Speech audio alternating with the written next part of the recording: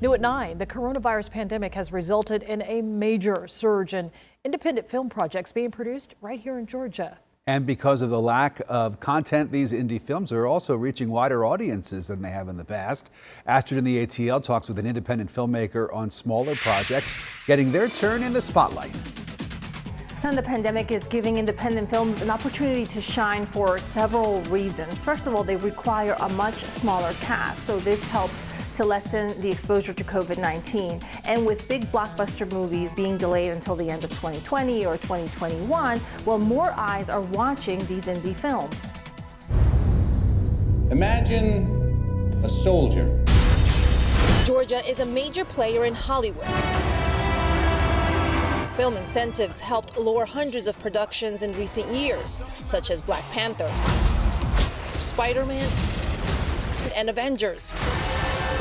But the film and TV business has been shut down since COVID-19 hit in mid-March. That means no big budget movie competition. What happened to them? A witch?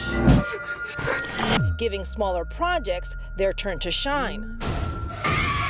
So you're going to see a lot of independent film companies really rise to this occasion. You're going to be freaking out. Such is the case for Atlanta resident and filmmaker Taylor Richard. Shooting independent films like his recently released horror flick has several advantages during the pandemic when safety is a grave concern. Because you're going to have less people on set. John Paul Freeman.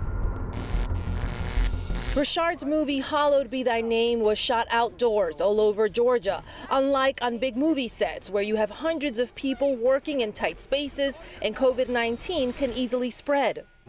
For some people, you're going to see a lot of different ways of creativity come out and getting films done. Are you sure you know where we're going? With a limited budget, independent films also rely on a smaller crew to get a project done. Because we're always doing it on a budget, so for us, this is nothing new. Audiences are also taking notice of these low-budget movies. It's natural for me to do horror film. I'm from Louisiana. I'm from the land of voodoo and magic and witches and werewolves. And so I grew up with that folklore. Are you Robert Freeman? Viewers are also running out of content on streaming services, and they're turning their eyes to fresh shows, which in the past was harder to sift through, with Hollywood blockbusters stealing the headlines. Definitely a great opportunity for these low-budget movies to not have to compete with the big blockbuster studio films. Now, as for Taylor Richard's movie, you can catch it on video on demand or any streaming platform. That's all for Astrid in the ATL.